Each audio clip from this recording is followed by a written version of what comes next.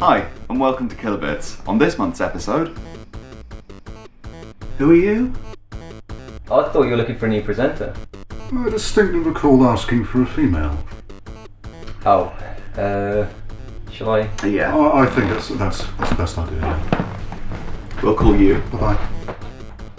Anyway, as I was saying, welcome to Kilobits. On this month's episode... It's definitely an improvement. May I just... Tender. In this episode, Ben gets given the green light by Greenlight. Someone is bound to come and rescue us. Right? Wrong. Luke has his fill of semen in Port Royale 3. Oh yes. Eat my salty balls, seaman. Fight! And we get bitch slapped by Tekken Tag Tournament 2. Yeah, we won't breed for some reason.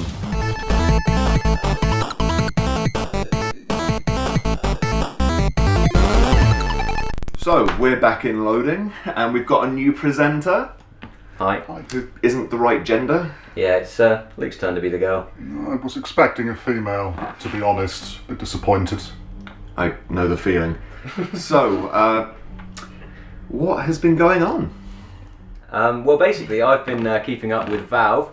They just released their big picture service, which is where you don't have to sit at your desktop anymore. You can sit in the living room and look at the big picture on your telly. Bringing everything that's good about consoles to the PC market, or you could own an Xbox.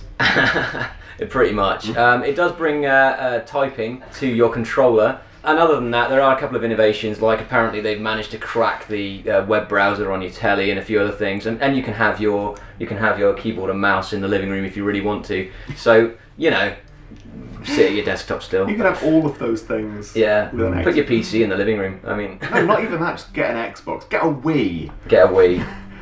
I really wanted a girl. Apparently so. So, anything else?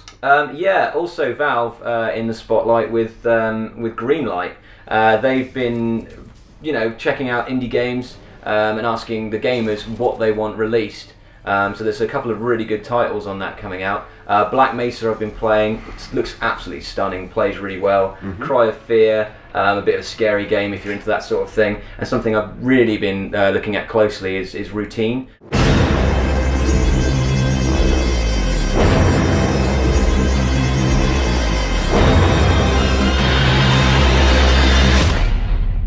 Now, the only thing I'm really not into with this whole Greenlight thing is the $100 shit straining fee, which, I can understand the point. I can see that, Muggins who wants to put Abortion Simulator isn't going to pay $100 to put his shit online. That's it. But what about me? What about the what little about guy? you, Toby? What about the little guy that just wants to release an RPG about a paedophile? Well, there you go. It's saving us from people like Toby's paedophile games. I think it's a good idea, and I think it filters out the crap. So It's not a paedophile game. It's not I'm not Japan. It's a simulator. that's it. It's not a simulator either. No.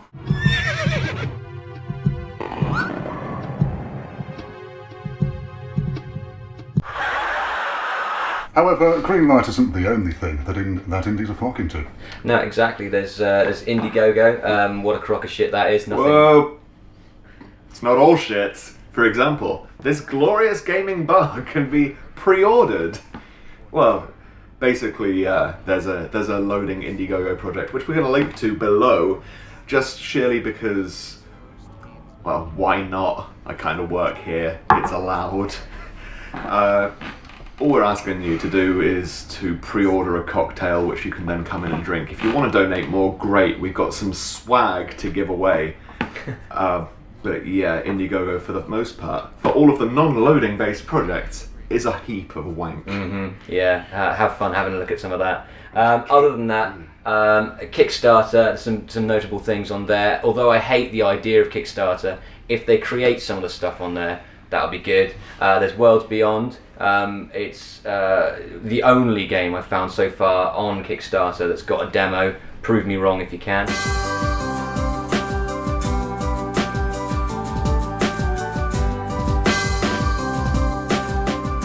Yeah. I'm sorry, dude, but none of the games that I'm excited about from Kickstarter have even come out yet. No, exactly. Like, no Carmageddon, no Wasteland.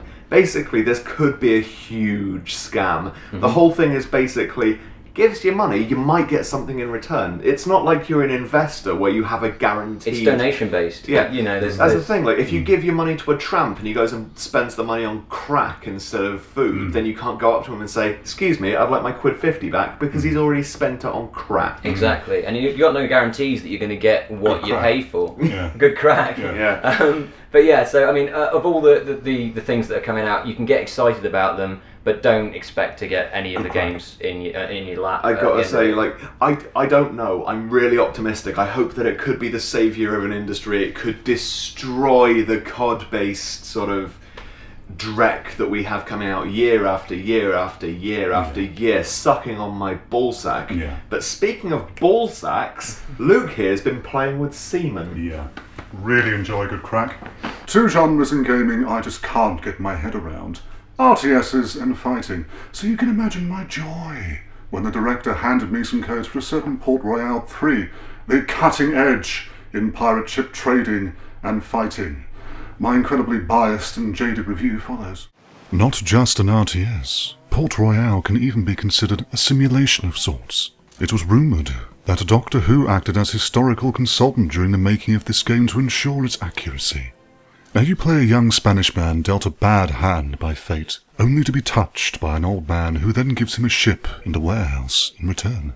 Before you know it, you are excitedly sailing the seas, uncovering colonies and conducting various activities amongst the locals, such as talking, And I'm sure we can use all the help we can get. trading commodities, and buying bits of paper. Here is my information. You can buy nearly any property you see in a colony, get married, and run businesses. All of which will help distract you from the fact you were touched by an old man.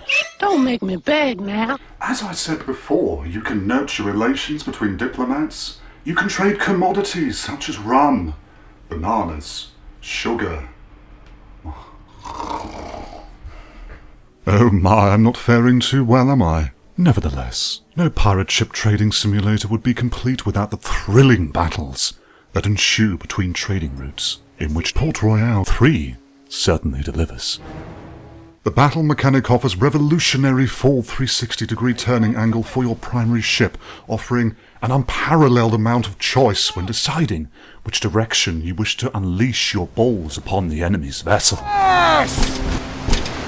We're hit! Port Royale 3 has the full package, ladies and gentlemen. Be it sailing, trading, talking, battling. There is something in there for a bank manager just like you. And better yet, this beast has now been unleashed onto the Xbox and PlayStation for even more people to enjoy. So if you're literally one of the tens of people who enjoy this kind of interactive entertainment, then I'd recommend it buy, as it does exactly what it says. I would give this game a fairly jaded 6 out of 8 bits. So, aside from Port Royale, what have we all been playing this month, Ben? Well, I've been playing the GTA games. Started at number 3, working my way through to complete 4. I'm just basically looking forward to playing 5, so I just want to get the whole story out of the way. You want me to stop?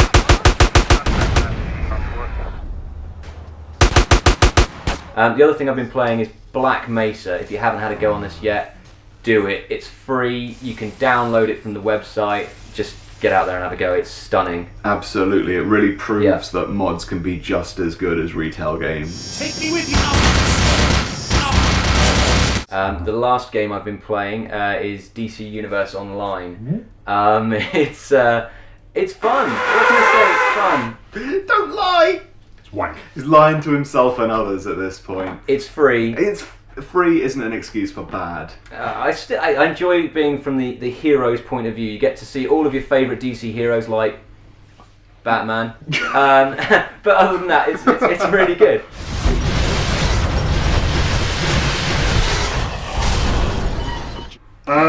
I've been playing Dark Souls, and some more Dark Souls, and Dark Souls, Dark Souls, Dark Souls, Dark Souls. Way too much Dark Souls. That's the Prepare to Die Non-stop. edition, right? Yeah, all of the new content and stuff. Is the new content worth it? Yes, absolutely. There we go.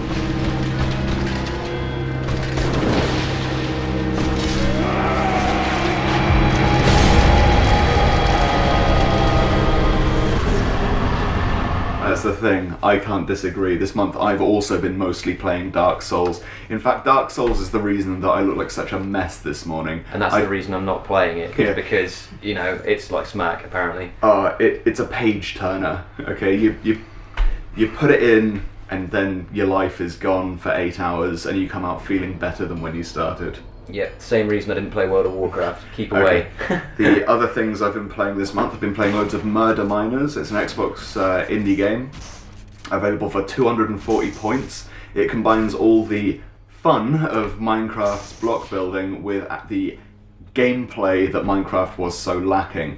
Very reminiscent of the indie game Ace of Spades, in that it's a huge shooting game a la Halo in custom built maps. Sounds good. Yeah. Sounds good. It is.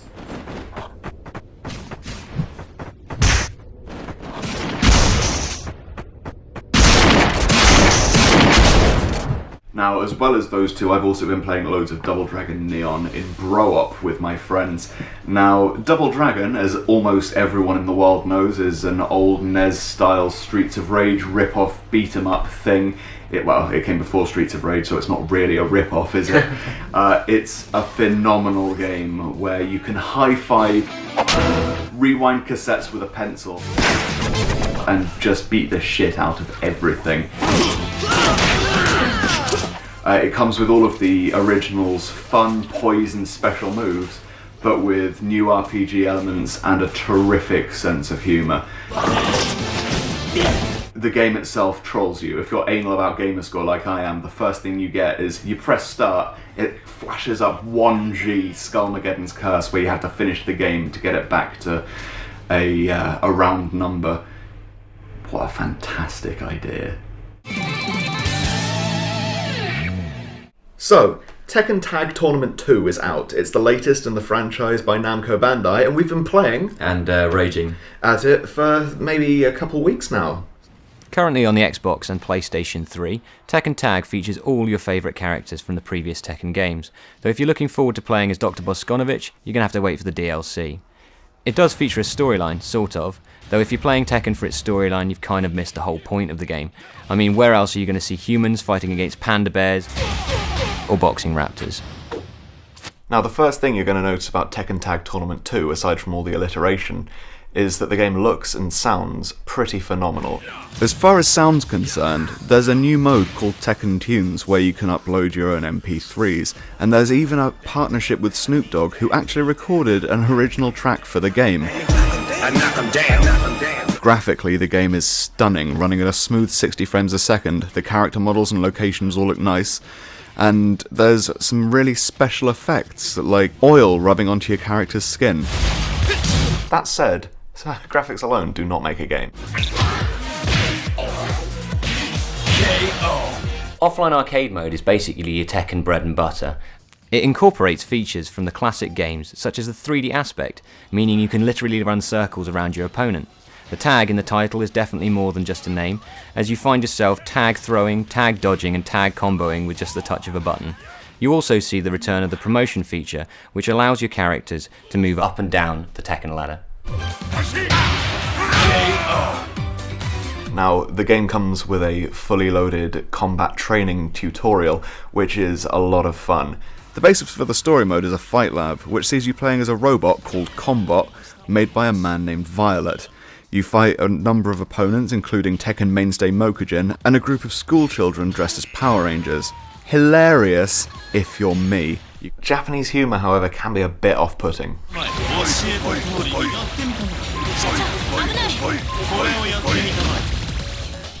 Controls. Basically, these are really responsive. It's familiar enough to be able to jump straight in if you're a Tekken fan.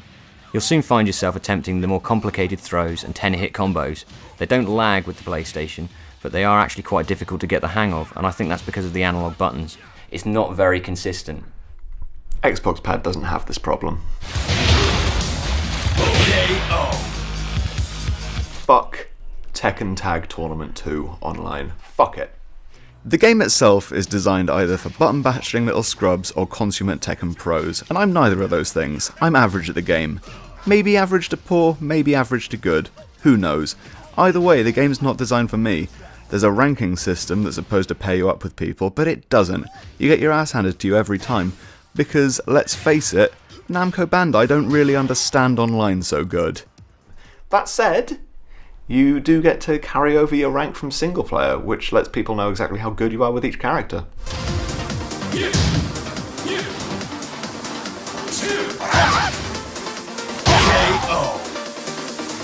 Basically, multiplayer is where you're going to have the most fun with this game. Hours can be eaten away one-upping your friends in 1 versus 1 or 2 versus 2. There's also a 4-player 2 versus 2 mode, which is ideal for getting a few beers in and playing with your mates. I've got to say though, if you're not too bothered about graphics, then previous iterations of Tekken or any other good beat 'em up will beat it.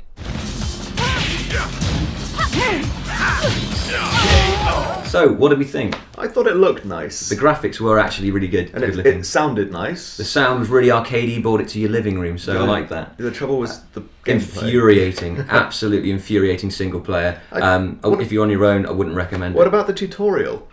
Not a fan myself. I thought it was too crazy, too off the wall, and it didn't really teach you enough. I don't know, but if you've got friends... That's the merit of the game, and that's what sells it, and the sole reason that I think we should give it a 5.5. Absolutely. Well, you both got some really valid points there. Sailing. Definitely. But Christmas is on the way and we've got some really exciting titles, a few in particular I'm looking forward to. Train Simulator 2013. Various kinds of trains you can ride on tracks with different speeds. A training enthusiast's dream. Another one, Euro Truck Simulator 2. What I like about this, you're driving trucks not just from Britain but from all over Europe. You can imagine the variety on offer. You got the man lorry, You got the man lorry. the BMW lorry, Optimus Prime, those three. All kinds of trucks available for use there. Now the things I'm looking forward to in the next month are XCOM, or as I call it, XCOM : Franchise Murderer. I'm also looking forward to the release of Dark Souls Prepare to Die Edition, because I really want to pay for that game again just to get DLC. I'm also really looking forward to Resident Evil 6, because to be honest, if you have a console and you're not looking forward to that game, you're either blind, deaf or stupid. Oh my god, I can't wait. Leon S. Kennedy, the T-Virus, Chris Redfield in his 3 arms. parts. The concept of the game completely washed away. Hey! Well, yeah, it's not survival horror anymore. I'm sorry, but Yeah. they haven't been survival horror since 4. That's true. Okay? That's very true. Who cares anymore? Now you just get to kill zombies. Shit! Don't let him in! Well, I've been keeping an eye on Forza Horizon, which it just looks like it's bringing a fresh look to the free roam driving genre. Graphics are stunning on that. I'm also looking forward to Professor Layton because, well, it's looking good, man. I really like the previous ones, and Level 5 are just doing more of the same, and they're good at it. You know, puzzles, so Yeah. that's fair enough. Also, like a car crash, I'm curious about Fable: The Journey because, well, Molyneux, what did you do? What is wrong with him? Oh man, seriously. But you can't help but be intrigued because it's promising to do something with the Kinect. And when I say that, something, because no one has. So I don't know. I don't know anymore. what's it gonna be like? What? Does anyone know? I think It's I going know. to be a journey. It's going to be a journey. It's gonna be a journey. into the abyss. Absolutely incredible. So yeah, keen to see what happens with that. Keep eyes on.